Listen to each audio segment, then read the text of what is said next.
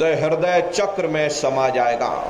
हृदय चक्र में वायु का वास होता, यानी वायु ने अग्नि को फिर अपने में समाहित कर लिया और इस तरह से वायु आकाश में उड़ गई। ये आंखों की पुतलियां ऊपर पलट जाती हैं, मुंह खुला का खुला रह जाता। महात्मा प्रेम से समझाते हैं कि भाई जब यह कर्म कलाय उपजावे और बुद्धि सुरत की आन दबावे, जब यह जीवात्मा पांचों तत्वों को लांग करके जल पृथ्वी अग्नि वायु आकाश पांचों तत्वों को लांग करके ऊपर आती है, तो काल दाढ़ में आन दवानी और जब ढर के नैनन से पानी, जब काल अपनी दाढ़ में दबाता है उस समय नेत्रों से पानी निकलता है, इंद्रियां टूट टूट करके चकनाचूर हो जाती, सब रिश्ते नातेदार खड़े रह जाएंगे, लगे टकटकी दिखे न भाई, वाह समय को करे सहाई। उस समय जीव टकटकी लगाकर देखता है कि कोई मेरी मदद कर दे, कोई मेरी सहायता कर ले, कोई मुझे बचा ले। लेकिन प्रेमी भाई बहनों, सब नात रिश्तेदार खड़े रह जाते, भाई बंधु सगे संबंधी खड़े रह जाते, डॉक्टर वैद्य हकीम सब आपको घेरे रह जाते, लेकिन उस समय कोई आपको बचा नहीं पाता। यमदूत आते हैं, प्राणों की डोरी को तोड़ देते और जीवात्मा को खींच करके इस शरीर से बाहर कर दिया जाता। और जैसे ही ये जीवात्मा शरीर से अलग हुई, ये शरीर हमारा मिट्टी हो जाता। फिर इस मिट्टी को एक रात अपने घर में कोई रखने को तैयार नहीं होता। हरे आपके कितने भी सगे संबंधी क्यों ना हो, खास नात रिश्तेदार क्यों ना हो, लेकिन एक रात कोई घर में मट्टी रखने के लिए तैयार नहीं होते। कहते भाई जल्दी करो जल्दी करो, अब इनकी शक्ल देखने में हमको डर लग रहा, जल्दी से बाजार से कफन खरीद के लाओ, जल्दी से लकड़ियां खरीद के लाओ, अरे जल्दी से चिता तैयार करो, इनको घर में से जल्दी से उठा ले जाओ, वहीं शमशान भूमि पर जला देना। ये जो घर में इनके कपड़े लत्ते पड़े हुए, हर इनके कपड़े लत्ते भी उठा ले जाओ, वहीं शमशान भूमि पर जला देना। जिस बिस्तर पर ये लेटे रहे, ये बिस्तर भी अशुद्ध हो गया, अब इनकी छुई हुई चीज हमको घर में एक नहीं चाहिए, इसलिए इनका बिस्तर भी उठा ले जाओ, वहीं शमशान भूमि पर जला देना। लेकिन उसने कोई सोने की अंगूठी पहनी होगी, उसे धीरे से उतार करके जेब में रख लोगे, बस वही एक अशुद्ध नहीं होगा और बाकी सब अशुद्ध हो जाएगा। हरे महात्मा कहते हैं कि भाई कुटुंब परिवार मतलब का बिना धन पास नहीं जाए।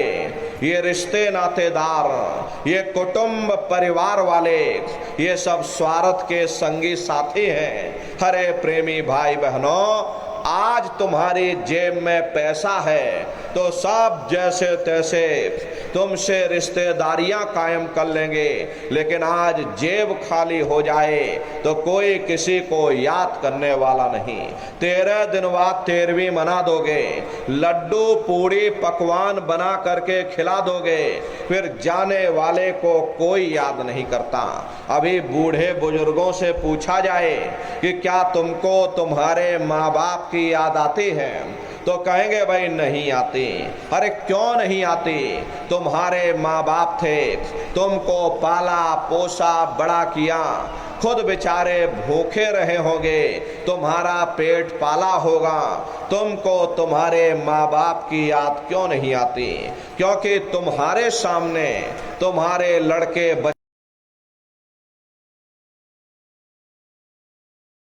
हो गए, इसलिए तुम अपने माँ बाप की यादों को धीरे धीरे भूल गए और नई यादों में धीरे धीरे बस गए। ऐसे ही प्रेमी भाई बहनों, एक दिन सब तुमको भी भूल जाएंगे, कोई किसी को याद करने वाला नहीं। ये कहानी तो शमशान भूमि पर समाप्त हो गई, उधर देखो क्या होता, तुम्हारी जीवात्मा को ले जा करके ऊपर धर्मराज की कचहरी में पेश कर दिया जाएगा। वहां पलक झपकते ही तुम्हारे अच्छे बुरे कर्मों का हिसाब किताब हो जाएगा। धर्मराज तुमको सजा सुना देंगे, ले जाओ इनको फलाने नरक में डाल दो, क्योंकि मैंने इनको मौका दिया था जब ये माँ के गर्भ में उल्टे लटके हुए थे, सिर इनका नीचे था, पैर इनके ऊपर थे। उस समय इन्होंने मुझसे प्रार्थना की थी कि हे मालिक, मुझे एक बार मौका दे दो, मुझे एक बार मनुष्य शरीर दे दो, हम भजन करेंगे, भक्ति करेंगे, हम अपनी जीवात्मा का कल्याण करेंगे। तो मैंने इनकी प्रार्थना को स्वीकार कर लिया और इनको मैंने ये मनुष्य शरीर दे दिया और कह करके भेजा था कि भाई मनुष्य शरीर ये किराए का मकान है, ये तुम्हारा अपना नहीं है। अगर ये तुम्हारा अपना होता तो हमेशा तुम्हारे पास रहता। ये तुम्हारा अपना नहीं, ये मैंने तुमको कुछ समय के लिए किराए का मकान दिया है। हाँ, तुम अपनी जीवात्मा को मेरे किराए के मकान में बैठा करके और मालिक की भक्ति करके अपनी जीवात्मा का कल्याण करा लेना। मैंने कुछ समय के लिए तुम सबको ये किराए का मकान दिया है। जब समय पूरा होगा मैं अपने सिपाहियों को भेजूंगा, उस समय पर तुम मेरे मकान को खाली कर देना। लेकिन इतना ध्यान रखना कि जैसा साफ सुथरा मैंने तुमको ये किराए का मकान दिया है, वैसा ही साफ सुथरा तुम मुझको वापस लौटाना। लेकिन इस किराए के मकान में बैठ करके इन्होंने अच्छे बुरे कर्म कर डाले। मेरे किराए के मकान को इन्होंने अपने कर्मों से गंदा कर दिया, इसलिए कर्मों की सजा इनको मिलेगी। ले जाओ इनको फलाने नरक में डाल दो। हरे महात्मा कभी झूठ नहीं बोलते। महात्माओं ने जब साधना किया और साधना करके जब ऊपर गए और ऊपर जा करके जब उन्होंने नरकों का हाल देखा, तो हमारी आपकी जानकारी के लिए उन्होंने धर्म ग्रंथों में लिख दिया कि लोह के खम्भ तपत के माही, और जहां जीव को ले चिपटाई वहां लोहे के खम्भे अग्नि से धधक धधक कर लाल हो रहे। ऐसे खोटे जीवों को उन खम्भों में चिपटाया जाता। जीव हाय हाय करके तड़फता है। तड़फ तड़फ जीव जुलम बुखारी, और तपत खम्भ दुखी उपजे भारी। असहनी वेदना होती है, असहनी दुख दर्द होता। जीव वहां रोता और चिल्लाता रहता। लाखों लाख जोजन मील तक तुम्हारे रोने और चिल्लाने की आवाज जाती। लेकिन प्रेमी भाई बहनों, वहां कोई तुम्हारी पुकार सुनने वाला नहीं, कोई तुम्हारी दर्द भरी आवाज को सुनने वाला नहीं। ये दुर्दशा क्यों हो गई? क्योंकि हम लोग मनमुखी हो गए, मन के कहे पर चलने लग गए। मन के कहे पर चल करके अच्छे बुरे कर्म करने लग गए। कर्मों का ये जखीरा अंबार के अंबार हमने अपने सिर पर लाद लिए, आज उन्हीं कर्मों का भोग पा रहे। अरे महात्मा कहते हैं कि भाई नर के अनेक अने और हैं, कहाँ लग कहूँ बखान, दुख भोगते यह जीव जो जाने जो भोग समान। कहते भाई एक नरक नहीं, ऐसे वहां पर अनेकों अनेक नरक बने हुए। अलग अलग खोटे पाप कर्मों के वहां पर अलग अलग नरक बने हुए। ये जीव अपने अपने कर्म के अनुसार अनंतों अनंत युगों तक, वर्षों की बात नहीं कर रहे, अनंतों अनंत युगों तक जीव नरकों की योनियों में पड़ा रहता। प्रेमी भाई बहनों, नरकों की यातनाओं को भोगने के बाद में फिर इसी जीवात्मा को सीधे मनुष्य शरीर नहीं मिलता, बल्कि इसे 4 खान 84 लाख योनियों में डाल दिया जाता। जैसे बच्चा होता है, अब बच्चा पहले कक्षा 1 पास करेगा, फिर कक्षा 2 में जाएगा। ऐसे ही वहां पर भी पूरा चैनल बना हुआ। नरकों की यातनाओं को भोगने के बाद में इन्हीं जीवों को 4 खान 84 लाख योनियों में डाल दिया जाता। प्रेमी भाई बहनों, ये 4 खान 84 लाख योनियां ये कोई मामूली योनियां नहीं होती। 4 खान का मतलब होता है अंडज, पिंडज, उपमज, स्थावर। ये 4 खाने होती हैं। पहली श्रेणी पेड़ पौधों की आते हैं जिनके अंदर पानी का तत्व मौजूद होता है। कभी ये भी मनुष्य हुआ करते थे, लेकिन आज अपने कर्मों का भोग पा रहे एक जगह पर बेचारे खड़े हुए। दूसरी श्रेणी कीड़े मकोड़ों की आती है जिनके अंदर पृथ्वी और अग्नि का तत्व मौजूद होता है। तीसरी श्रेणी पंछियों की आती, चौथी चौपाए जानवरों की आती और पांचवी स्वयं इंसान की आती है, जिसके अंदर पांचों तत्व जल, पृथ्वी, अग्नि, वायु, आकाश, पांचों तत्व मौजूद होते। प्रेमी भाई बहनों, ये 4 खाने हैं। इनकी अलग अलग कुल 84 लाख योनियां होती हैं। अब आप पेड़ पौधों को देखिए तो नीम का पेड़ अलग है, छौकर का पेड़ अलग है, पीपल का पेड़ अलग है। ऐसे ही अलग अलग प्रजातियों के कीड़े मकोड़े, अलग अलग प्रजातियों के पशु पंछी, कुल मिलाकर के 84 लाख योनियां हैं। हम दुनिया के जीव नरकों की यातनाओं को भोगने के बाद में इन्हीं 84 लाख योनियों में डाल दिए जाते। मामूली कष्ट नहीं होता। अरे हमको आपको गर्मी लग गई तो हम लोग छाया में आ गए, सर्दी लग गई कंबल रजाई ओढ़ लिया, भूख लग गई रोटी खा ली, बीमार हो गए अस्पतालों में चले गए, अपना अपना इलाज करवा लिया। लेकिन देखो इन जानवरों को, क्या गर्मी, क्या सर्दी, क्या बरसात, एक एक रोटी के टुकड़े के लिए दर बदर भटकते रहते। किसी का हाथ कट गया, किसी का पैर कट गया, किसी को जीते जी काट डाला, मुर्गी की गर्दन ही मरोड़ डाली। हर उनको भी दर्द होता, उनको भी तकलीफ होती। मादा बिच्छू होती है, मादा बिच्छू की मौत कैसे होती? मादा बिच्छू जब अपने बच्चे को जन्म देती है तो उसी के बच्चे अपनी भूख को मिटाने के लिए अपनी माँ की पीठ पर चढ़ जाते हैं और उसी के मांस को नोच नोच करके खाते हैं। वो तड़फती रहती है, कराहती रहती, लेकिन जब तक हड्डी हड्डी न बच जाए उसके बच्चे अपनी माँ की पीठ से नीचे नहीं उतरते। ऐसे न जाने कितने जीव जंतु इस संसार में भरे पड़े हुए। अरे कई जन्म भय कीट पतंगा, कई जन्म भय मीन कुरंगा, कई जन्म पंखी सर्प होयो, कई जन्म है वर वृक्ष जोयो, मिल जगदीश मिलन की वरिया और चिरंकार यह देश सजरिया। करोड़ों करोड़ युगों से हम आप नरकों की यातनाओं को भोगने के बाद में फिर कभी कीड़े पतंगों की योनि में, कभी पेड़ पौधों की योनि में, तो कभी पशु और पंछियों की योनि में भटका खाते। प्रेमी भाई बहनों, 84 लाख योनियों की सबसे जो आखिरी योनि होती है वो गाय और बैल की योनि होती है। गाय स्त्री का रूप लेती है और बैल पुरुष का रूप लेते। ये 84 लाख योनियों की सबसे आखिरी योनि यानी कि अंतिम पायदान होता है। उसके बाद तब जाकर के हम लोगों को दोबारा फिर से मनुष्य शरीर प्राप्त होता। इसीलिए कहा गया कि बड़े भाग्य मानुष तन पाया, कोट जन्म जब भटका खाया।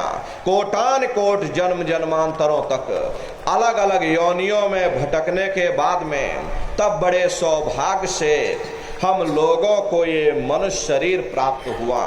बड़े से बड़े देवी देवता भी इस मनुष्य शरीर को पाने के लिए तरसते हैं, क्योंकि उन नरकों से, उन 84 से निकलने का केवल एक ही दरवाजा है, वह केवल मनुष्य का शरीर है। इसे मनुष्य रूपी मंदिर में बैठ करके हम उस परमात्मा की भक्ति कर सकते। इसीलिए संतों महात्माओं ने इस पंच भौतिक शरीर को सच्चा हरि मंदिर कहकर याद किया कि हरि मंदिर यह शरीर है और ज्ञान रतन प्रकट होए ये असली हरि मंदिर है। जब भी वो मालिक मिलेगा इसे हरि मंदिर के अंदर मिलेगा। इसे पंच भौतिक शरीर को गुरु नानक साहब ने नर नारायणी देह कहकर याद किया। ये वो देह है जिसमें नारायण स्वयं विराजमान हैं। वो नारायण जब भी मिलेंगे तुम्हें तुम्हारे अंदर मिलेंगे। इसी पंच भौतिक शरीर को ईसा मसीह साहब ने टेम्पल ऑफ लिविंग गॉड यानी जिंदा ईश्वर का मंदिर कहा। इसे पंच भौतिक शरीर को मुसलमान फकीरों ने कुदरती काबा कहकर याद किया। ये असली कुदरती काबा है। उस मालिक का दर्शन जब भी होगा इसे कुदरती काबे के अंदर जाकर होगा। यही कबीर साहब ने लिखा है कि जो तिल माही तेल है, जो चकमक में आग, और तेरा साईं तुझ में, और जाग सके तो जाग। जिस तरह से तिल में तेल होता है, पत्थर में अग्नि होती है, ठीक उसी तरह से वो मालिक हर एक के घट घट में, हर एक के वजूद के अंदर बैठा हुआ। यही आपके धर्म पुस्तकों में भी लिखा है कि अरे मोको का धूड़े रे बंदे, मैं तो तेरे पास में, और ना तीरथ में ना मूरत में, मैं तो हूँ विश्वास में। ना मैं तीरथ में मिलूंगा, ना मैं मूरत में मिलूंगा, ना मैं अन्य किसी कर्म कांड में मिलूंगा, ना मैं ग्रंथों में मिलूंगा, ना मैं पोथियों में मिलूंगा, ना मैं किताबों में मिलूंगा।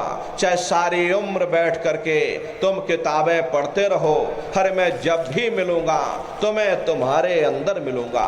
प्रेमी भाई बहनों, बड़ी सीधी सी बात है कि अगर खाना बनाने की किताब सारी उम्र बैठ करके पढ़ते रहोगे कि भाई खाना ऐसे बनता है और खाना वैसे बनता है, खाने में नमक डाला जाता और खाने में तेल डाला जाता, तो कभी तुम्हारा पेट नहीं भर सकता।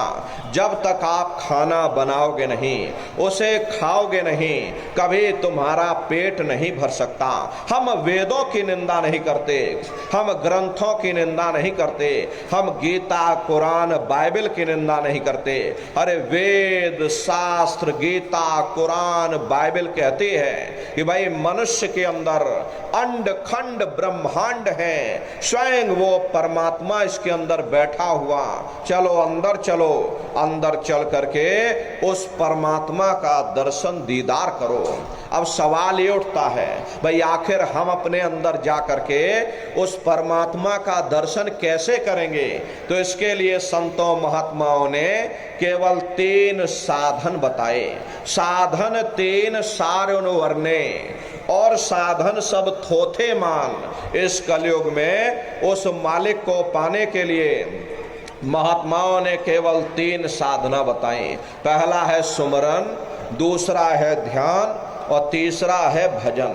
सुमरन कहते हैं मालिक को याद करना, ध्यान कहते हैं दृष्टि को एकाग्र करना, और भजन कहते हैं कान में उंगली डाल करके उस शब्द को सुनना, उस नाम को सुनना, उस देववाणी आकाशवाणी को सुनना जो 24 घंटे तुम्हारे अंदर गूंज रही।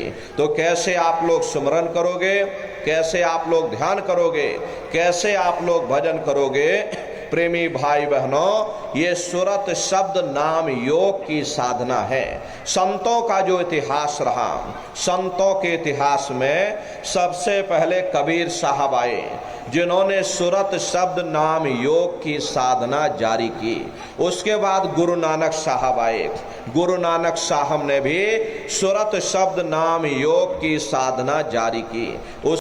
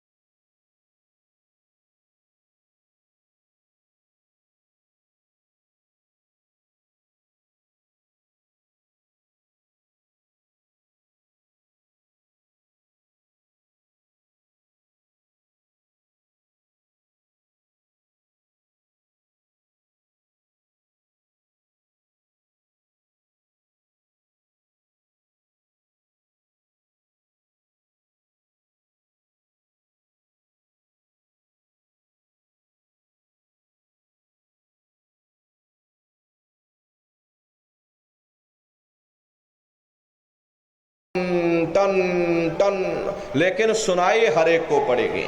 प्रेमी भाई बहनों, जब घंटे और शंख की आवाज आपको सुनाई पड़ने लग जाए तब आप उस आवाज को पकड़ लेना, उसको सुनने लग जाना। जब आप उसको सुनने लग जाओगे तो वो आवाज धीरे धीरे बढ़ना शुरू होगी और बढ़ते बढ़ते इस कदर बढ़ेगी कि आपके रोम रोम में घंटे और शंख की आवाज गूंजने लग जाएगी। बड़ी घनघोर आवाज होती है, बड़े मधुर वो आवाज होती है। ये जो दुनिया के आप संगीत सुनते हो, उस रूहानी संगीत के सामने ये दुनिया के संगीत कुछ नहीं है। जब आप उस रूहानी संगीत को सुनोगे, इतना भारी आनंद आपके ऊपर छा जाएगा, इतनी खुशी आपको होगी, अरे ऐसा नशा आपके ऊपर चढ़ जाएगा, इतना आप उस आवाज में खो जाओगे या आप सारी दुनिया को भूल जाओगे। प्रेमी भाई बहनों, शंकर भगवान को वही नशा चढ़ा था। शंकर भगवान कोई गांजा भांग नहीं पीते थे। ये तो हमने आपने शंकर भगवान को भी बदनाम कर दिया कि शंकर भगवान गांजा भांग पीते थे तो चलो हम भी गांजा भांग पिएंगे। लेकिन ऐ नन्नारियों, शंकर भगवान ने कभी गांजा भांग नहीं पिया। शंकर भगवान जिस नशे में लीन रहते थे वो नाम का नशा था, वो ध्यान का नशा था, वो भक्ति का नशा था। जब आप उस आवाज को सुनोगे तो आपको भी वो नशा चढ़ जाएगा, क्योंकि उस आवाज में चुंबक है। जब आप उस आवाज को सुनोगे तो वो आवाज आपको अपनी ओर खींचेगी और जब खिंचाव होगा तो जीवात्मा का फैला हुआ प्रकाश 9 दरवाजों से सिमटने लगेगा। अब ये 9 दरवाजे कौन कौन से हैं? देखो प्रेमी भाई बहनों, अच्छी तरह समझिएगा, ये बहुत बड़ा विज्ञान है। दुनिया का विज्ञान जब समाप्त हो जाएगा तो ये विज्ञान प्रारंभ होगा। तो 9 दरवाजे कौन कौन से? 2 आंख, 2 कान, 2 नाक के सुराख, 1 मुंह, 2 मलमूत्र का रास्ता, ये शरीर के 9 दरवाजे हैं। सबसे पहला दरवाजा गुदा चक्र आता है। गुदा चक्र में गणेश जी वास करते हैं। गणेश जी वहाँ के मालिक हैं। ये 4 दल का कवल है। यहाँ पर पृथ्वी तत्व पाया जाता, उसके ऊपर इंद्रिय चक्र आता। इंद्रिय चक्र में ब्रह्मा जी वास करते हैं। ये 6 दल का कवल है, यहाँ पर जल तत्व पाया जाता। उसके ऊपर ये नाभि चक्र आता। नाभि चक्र में विष्णु जी वास करते हैं। ये 8 दल का कवल है, यहाँ पर अग्नि तत्व पाया जाता। उसके ऊपर ये हृदय चक्र आता। हृदय चक्र में शिव जी वास करते हैं। ये 12 दल का कवल है, यहाँ पर वायु तत्व पाया जाता। अरे वास तो वो ऊपरी मंडलों में करते हैं, लेकिन उनका प्रकाश, उनकी किरणें इन चक्रों पर पड़ती हैं। उसी के ऊपर एक कंठ चक्र आता है, यहाँ पर आद्या महाशक्ति की किरणें पड़ती हैं। ये 16 दल का कवल है। और आप सबसे ऊपर, तुम्हारी जीवात्मा सबसे ऊपर दोनों आंखों के मध्य भाग में बैठी है, जहां पर देवियां बिंदी लगाती हैं और पुरुष जहां पर टीका लगाते हैं। ये बिंदी और टीका यहाँ पर इसीलिए लगाया जाता क्योंकि यहीं पर हमारी जीवात्मा बैठी है, उसका श्रृंगार किया जाता है। तो ये 10वां द्वार है जहां पर तुम्हारी जीवात्मा बैठी हुई। इसे 10वें दरवाजे पर बैठ करके जीवात्मा अपने प्रकाश को 9 दरवाजों में फैलाती है, जिससे आपका ये शरीर चलता है, आपके हाथ और पांव चलते हैं। जब आप भजन करोगे और घंटे शंख की आवाज को सुनोगे तो उस आवाज में चुंबक है, वो आवाज आपको अपनी ओर खींचेगी और जब खिंचाव होगा तो जीवात्मा का फैला हुआ प्रकाश 9 दरवाजों से सिमट करके यही 10वें दरवाजे पर इकट्ठा हो जाएगा। और जैसे ही यहाँ पर इकट्ठा हुआ, तुरंत शब्द जीवात्मा को खींच करके इस शरीर से बाहर कर देगा। फिर आप अपनी आंखों से देखिएगा कि हमारा शरीर ये है, हम ये खड़े। आप अपने शरीर से अलग हो जाओगे। जैसे चिड़िया होती है, चिड़िया घोंसले से निकल करके आसमानों की उड़ान भरती है और शाम को फिर अपने घोंसले में आ जाती है। ऐसे ही तुम्हारी ये जीवात्मा इस शरीर रूपी घोंसले से निकल करके ब्रह्मांडों की सैर करेगी, देवी देवताओं के दर्शन करेगी, राम और कृष्ण के दर्शन करेगी और घूम करके फिर अपने शरीर रूपी घोंसले में वापस चली आएगी।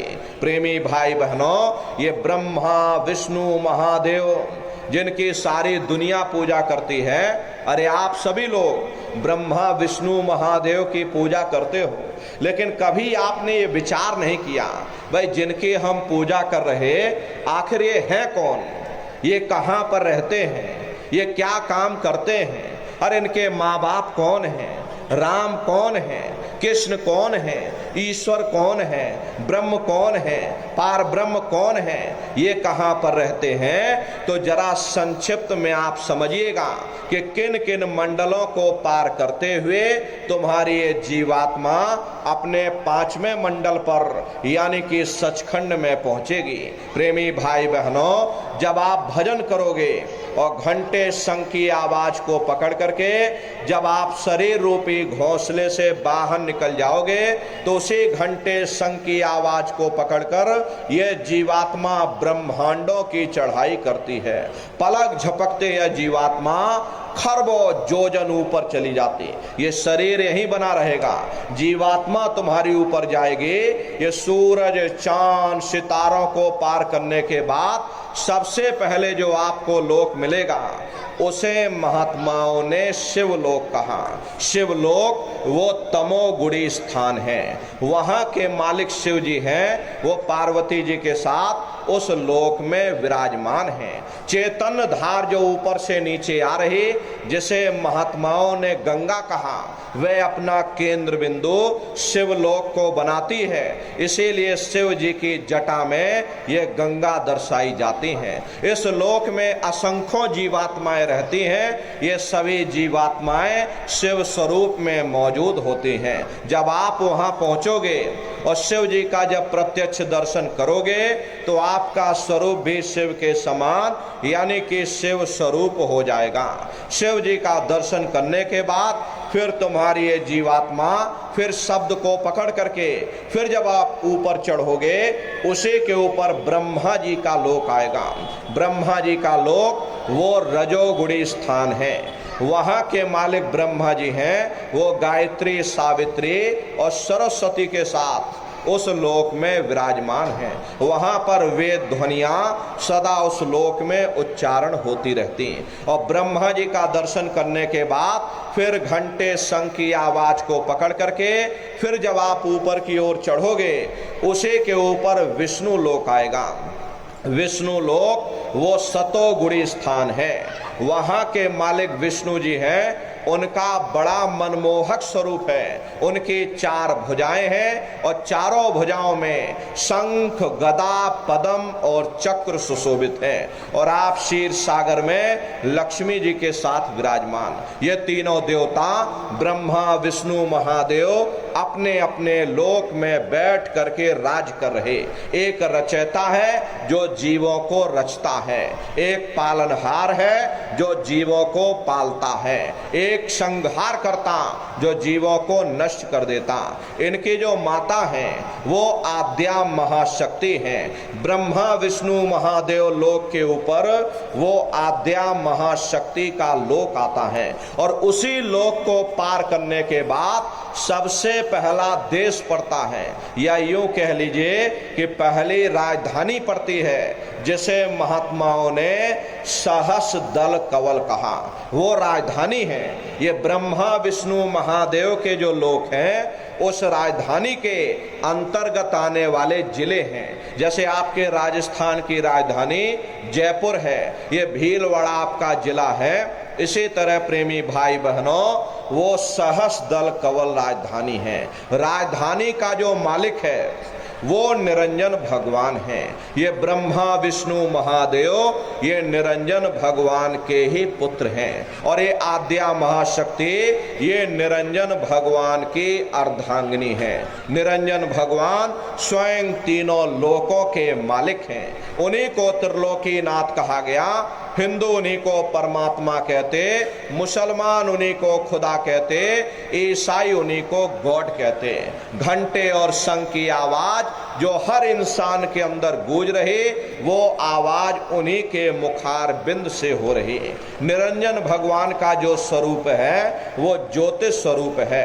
हजार बातें की अखंड ज्योति वहां पर बराबर जल रही। अरे हम आप यहाँ मंदिरों में ज्योत जलाते हैं, ये तो हम आप उसकी नकल करते हैं। महात्माओं ने चिन्ह बता दिया, भाई उनका ऐसा स्वरूप है, तो हम लोग यहाँ नकल करने लगे। इस ज्योत में तेल की जरूरत पड़ती, बाती की जरूरत पड़ती, लेकिन वो अखंड ज्योति ऐसी है जिसमें ना तेल की जरूरत और ना बाती की जरूरत। पलटू साहब ने जिक्र किया कि उल्टा कुआं गगन में और तिसमें जरे चिराग, और तिसमें जरे चिराग, बिना रोगन बिन बाती, और 6 ऋतु 12 मास जरत रहे दिन राती, और सतगुर मिले जो होए ताहि की नजर में आवे, और बिन सतगुर नहीं कोई वाह को दर्शावे।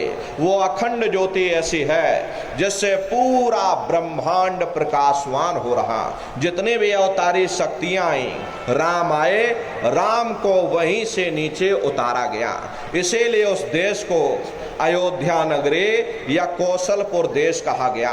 गोस्वामी जी महाराज जब साधना करके वहां पहुंचे, तभी उन्होंने रामचरित्र मानस में लिख दिया। क्या उन्होंने रामचरित्र मानस में लिखा? देखिए, गोस्वामी जी महाराज कहते हैं कि मोद्यो नैन त्रिशत में भयो, पुण्य चितवत कौशलपुर गयो। जब मैंने अपने बाहर की आंख बंद की, मेरे अंतर की आंख खुल गई और मैं क्या देख रहा हूं, मैं कौशलपुर देश में पहुंच गया। मोह विलोक राम मुस्काई, मुझे देख करके राम भगवान प्रसन्न हो गए। उन्होंने ऊपर जाने का मुझे रास्ता दे दिया। मैं ऊपर जा करके क्या देख रहा हूं कि उधर माज सुनि अंडज राया, देखे बहु ब्रह्मांड निकाया, और अति विचित्रता लोक अनेका, रचना अधिक एक तेका। विचित्र विचित्र भांत के वहां पर लोग बने हुए, एक से सुंदर एक सोने के महल बने हुए, जिनकी शोभा अवर्णीय है। प्रेमी भाई बहनों, वो राम भगवान का देश है। जब आप वहां पहुंचोगे, वहां की रचनाओं को देखोगे, देखते ही रह जाओगे। ये क्या ईश्वर की लीला है, कैसे उसकी कारीगरी है, अनंत उसकी सत्ता है, अनंत ही उसका प्रकाश है। हरे प्रेमी भाई बहनों, उसी आनंद को पा करके बड़े बड़े राजे महाराजाओं ने अपने राज काज पर ठोकरें मार दी और जंगलों में जा करके नंगे हो करके नाचने लगे। मीराबाई को जब ये दौलत मिल गई, मीराबाई ने राजपाट छोड़ दिया। मीराबाई कहने लगी, मैं मिल जाए पाए पियो अपना, तब मेरे पीर बुझानी, और मीरा सुरत शब्द सहलानी। प्रेमी भाई बहनों, कबीर साहब को जब ये दौलत मिल गई, कबीर साहब ने ग्रंथ बना दिए, और महात्मा जब हुए, महात्मा जब वहां पहुंचे, महात्माओं ने जब वहां की रचनाओं को देखा, उन्होंने ग्रंथों में वर्णन कर दिया। देखिए महात्मा क्या कहते कि अचरज देखा भारी साधो, अचरज देखा भारी रे। प्रेमी भाई बहनों, वहां की रचना को देख करके महात्माओं ने लिख दिया, ये अचरज देखा भारी साधो, अचरज देखा भारी रे, और बिना बजाए निस्दिन बाजे, घंटा शंख नगारी रे, और बहरा सुन सुन मस्त होते है, तन की खबर बिसारी रे, और बिन भूमि के महल बना है, तामे ज्योति उजारी रे, और अंधा देख देख सुख पावे, और बात बतावे सारी रे, और जीता मरकर फिर जी जावे, बिन भोजन बलधारी रे, और ब्रह्मानंद संत जन बिरला, कोई समझे बातें हमारी रे। प्रेमी भाई बहनों, वो असली अयोध्या नगरी है, वो राम भगवान का देश है। राम जी का दर्शन करने के बाद फिर तुम्हारी ये जीवात्मा दूसरे मंडल के शब्द को पकड़ करके दूसरे मंडल की चढ़ाई करेगी। शाम तज श्वेत को गहना, सुरत को तान धुन सुनना, और बंक के द्वार धस बैठो और त्रिकुटी जाए कर लेना।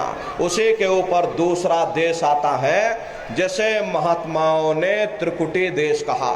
वहाँ के जो मालिक हैं वो ब्रह्म हैं, वहीं से मन और माया की उत्पत्ति हुई, वहीं से तीन गुण रजोगुण तमोगुण सतोगुण तीनों गुणों की उत्पत्ति वहीं से हुई। ये जो आपके वेद हैं, वेदों को सारी दुनिया पढ़ती है, वेदों की भी उत्पत्ति उसी स्थान से हुई है। महात्मा कहते हैं कि त्रिकुटी महल में विद्या सारा, घन हर गरजे बजे नगारा, और लाल वरन सूरज उजियारा।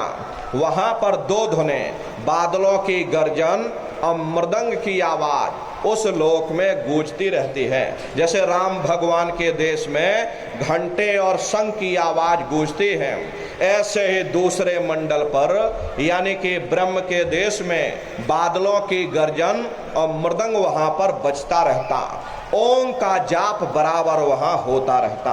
ब्रह्म का जो स्वरूप है लाल वरन सूरज उजियारा। ये सूरज कुछ नहीं, ऐसे तुम लाखों लाख सूर्य इकट्ठे करोगे तो वहां का एक सूर्य बनेगा। प्रेमी भाई बहनों, ब्रह्म का जो स्वरूप है वो सुबह के लाल सूर्य के समान है, इसीलिए वहां का पूरा ब्रह्मांड लाल है। जहां तक आपकी निगाह जाएगी ब्रह्म देश में चारों तरफ आपको लाल ही लाल नजर आएगा।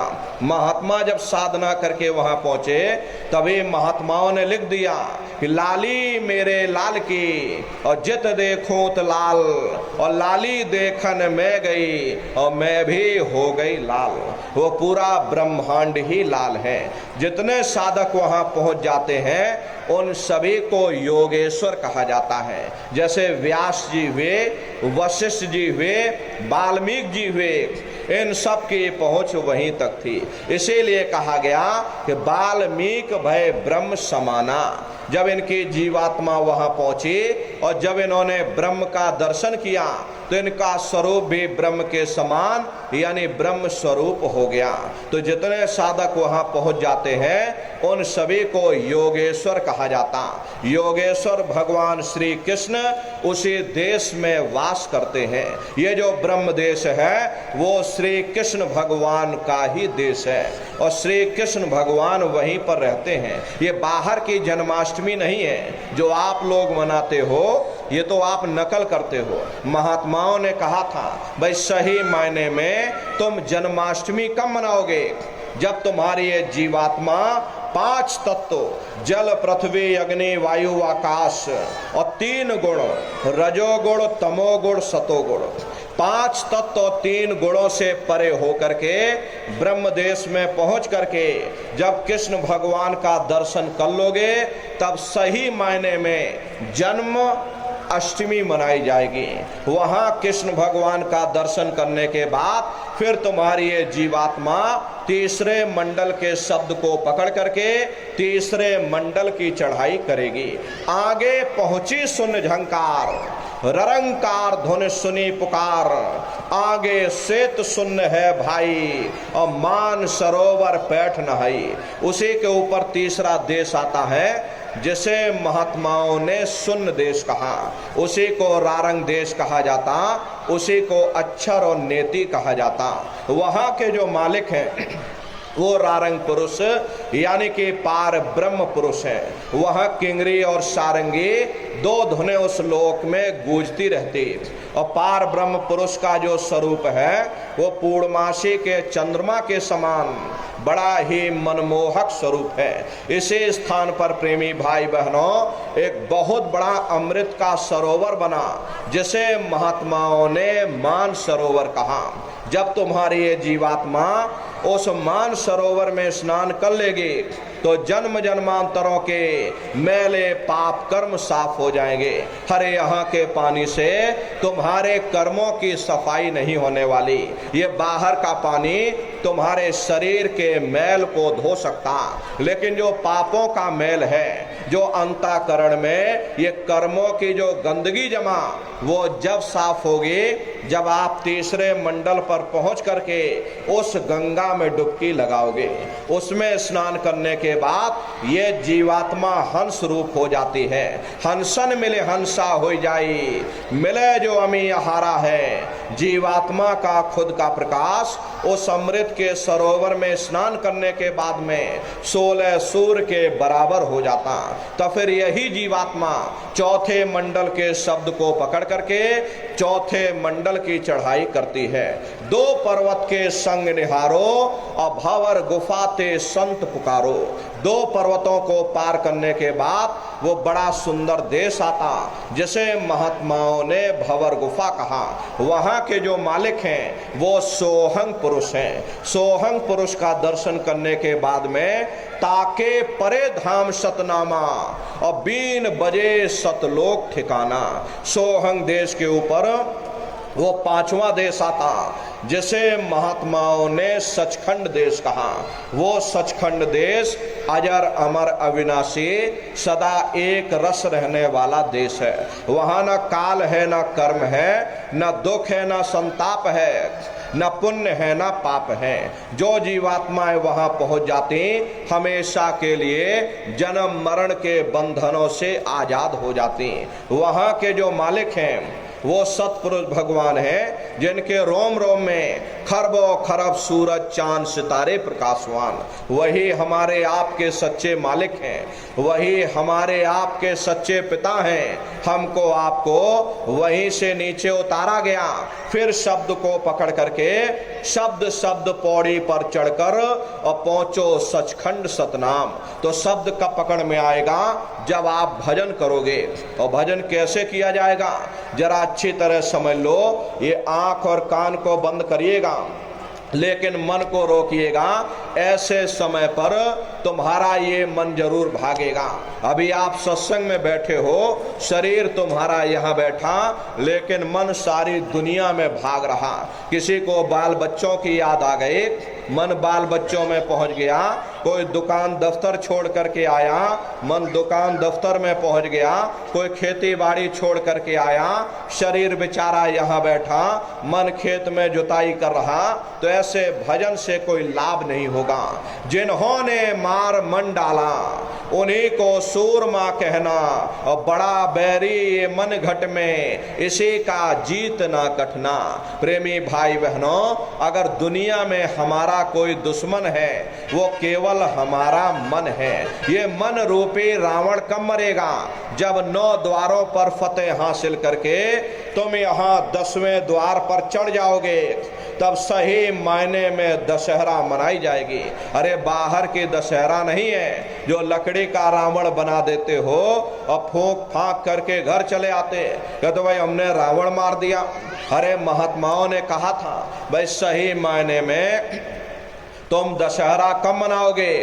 जब 9 द्वारों पर फतेह हासिल करके तुम यहाँ 10वें द्वार पर चढ़ जाओगे, तब सही मायने में विजयदशमी मनाई जाएगी। तब ये मन रूपी रावण मरेगा, तब तुम्हारी ये जीवात्मा, अरे इसी जीवात्मा को राम भी कहा महात्माओं ने। अरे आपकी धर्म पुस्तकों में लिखा है, एक राम दशरथ का बेटा, एक राम घट घट में लेटा, एक राम का सकल पसारा, और एक राम है सबसे न्यारा। एक वो राम है जो अयोध्या के वासी हैं, और एक राम घट घट में लेटे, यानी हमारी आपकी जीवात्मा जो हर एक के अंदर मौजूद है। महात्माओं ने कहा भाई एक वो राम है, और एक राम का सकल पसारा, यानी पहले स्थान के मालिक वो निरंजन भगवान जिनको दुनिया त्रिलोकीनाथ कहते हैं, जिनका ये पूरा पसारा पूरा संसार है। महात्माओं ने कहा भाई एक वो राम है और एक राम है सबसे न्यारा, पांचवें स्थान के मालिक वो सतपुरुष भगवान जो हमारे आपके सच्चे पिता हैं। महात्माओं ने कहा भाई एक वो राम है, तो महात्मा तो उस राम की महिमा गाते हैं।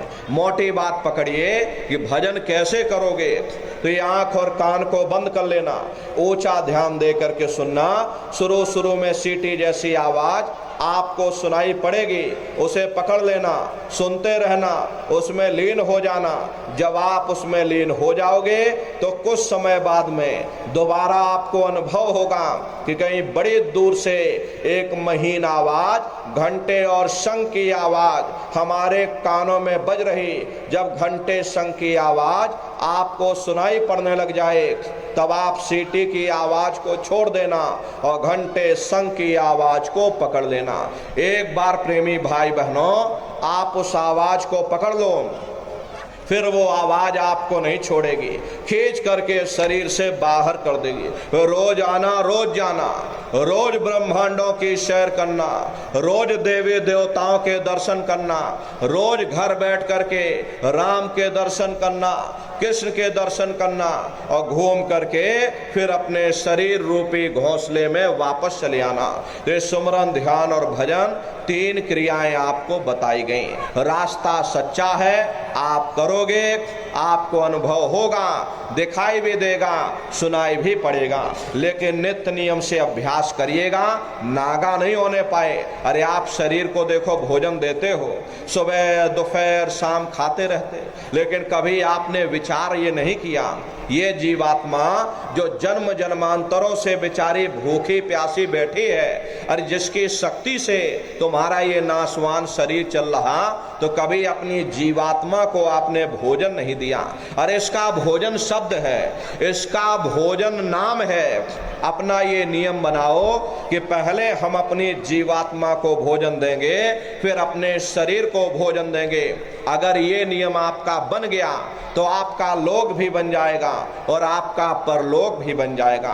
प्रेमी भाई बहनों, मालिक को पाने के लिए तुम्हें घर बार छोड़ने की जरूरत नहीं है, तुम्हें समाज छोड़ने की जरूरत नहीं है, तुम्हें जात बिरादरी बदलने की जरूरत नहीं है। अरे जात पात के रगड़े झगड़े ये हमारे अपने नहीं है, ये सिर्फ हमारे मन की खुराफात है।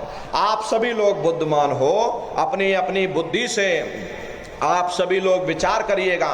जब गुरु नानक साहब नहीं आए थे तब कोई सिख नहीं था, जब मोहम्मद साहब नहीं आए थे तब कोई मुसलमान नहीं था, जब ईसा मसीह साहब नहीं आए थे तब कोई ईसाई नहीं था, और पीछे लौटते चले जाओ तो केवल मनुष्य ही मनुष्य रह जाते। ये रगड़े झगड़े किसने पैदा किए? ये हमने आपने पैदा किए। अरे कोई भी महात्मा यहाँ पर आकर के ना कोई कौम मनाने आता, ना कोई मजहब चलाने आते, और ना ही आप हमारे हाथों में ये डंडे और तलवारें देने के लिए आते। अरे आप तो सच्चा मार्ग, सनातन मार्ग समझाने के लिए इस धरा भूमि पर शरीर रूप में अवतार लेते हैं। हरे प्रेमी भाई बहनों, देखो सुपच जात के भंगी थे, रैदास जी जात के हरिजन थे, मीराबाई जात की छत्राणी थी।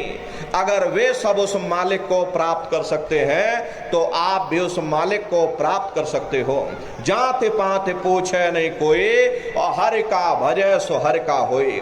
लोग यहाँ जात पात बनाते बनाते मर गए, लेकिन ऐ नर नारियों, जब तुम्हारी ये जीवात्मा इस मनुष्य रूपी चोले को छोड़ करके ऊपर धर्मराज की कचहरी में पहुंचेगी, वहां न तुमसे ये पूछा जाएगा कि तुम किस जाति के हो, तुम किस कौम के हो, तुम किस मजहब के हो, तुम हिंदू हो या मुसलमान हो, तुम हिंदुस्तान से आए हो या तुम पाकिस्तान से आए हो।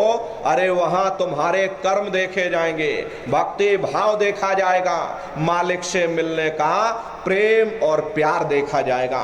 इसीलिए महात्मा समझाते हैं भाई मालिक को पाने के लिए तुम्हें जात बिरादरी बदलने की जरूरत नहीं है, तुम्हें समाज छोड़ने की जरूरत नहीं है, तुम्हें घर परिवार छोड़ने की की जरूरत नहीं है, तुम्हें बाल बच्चे छोड़ने की जरूरत नहीं है, तुम्हें जंगलों पहाड़ों में भटकने की जरूरत नहीं है, तुम्हें साधु सन्यासी और बाबा बनने की जरूरत नहीं। अरे भाई, तुम अपने अपने घर परिवार में रहो, अपने अपने बाल बच्चों के साथ रहो, अपने अपने समाज में रहो, समाज की रीत नीति के अनुसार रहो, मेहनत और ईमानदारी से काम करो और 24 घंटे में घंटा 2 घंटा अपनी जीवात्मा के कल्याण के लिए सुरत शब्द नाम की कमाई यानी सुमरन ध्यान भजन करिएगा।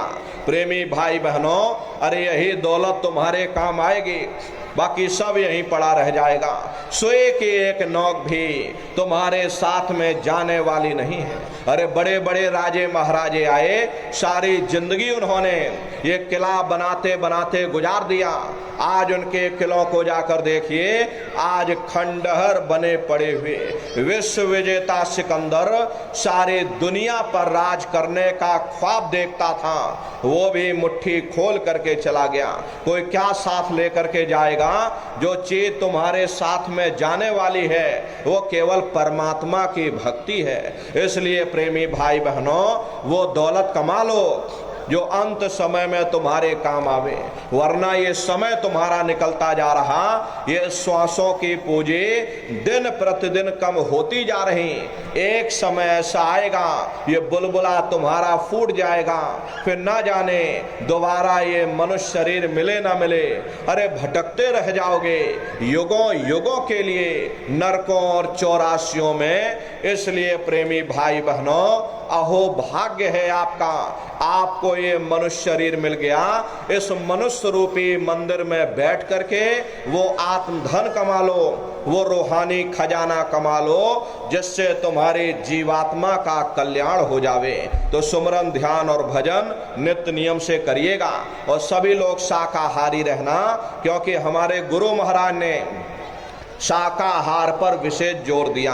गुरु महाराज हमारे कहते थे कि बच्चे बच्चियों, तुम लोग शाकाहारी रहना, शाकाहार का प्रचार करते रहना, इसी से देश और दुनिया में भारी परिवर्तन होगा। हरे नर नारियों, परिवर्तन कोई कानून बनाने से नहीं होता, परिवर्तन कोई आंदोलन करने से नहीं होता, परिवर्तन कोई तोड़ फोड़ करने से नहीं होता। परिवर्तन तब होता है जब लोगों के विचार बदलते हैं, लोगों की भावनाएं बदलती हैं। और विचार जब बदलेंगे जब लोगों का खान पान शुद्ध होगा। देसी कहावत है, जैसा खाए अन्न वैसा होए मन। जब इंसान पशुव्रती भोजन करेगा तो उसकी बुद्धि स्वतः ही पशुओं जैसी हो जाएगी, सोच विचार उसका चिंतन स्वतः ही पशुओं जैसा हो जाएगा। फिर जिस शराब के नशे में माँ बहन बेटी की पहचान खत्म हो जाए, उस शराब को पी करके यह कैसे पता चलेगा कि क्या अच्छा और क्या बुरा है। यही कारण है कि आज घर समाज में ये दुनिया भर के अत्याचार और दुनिया भर के व्यभिचार फैले हुए।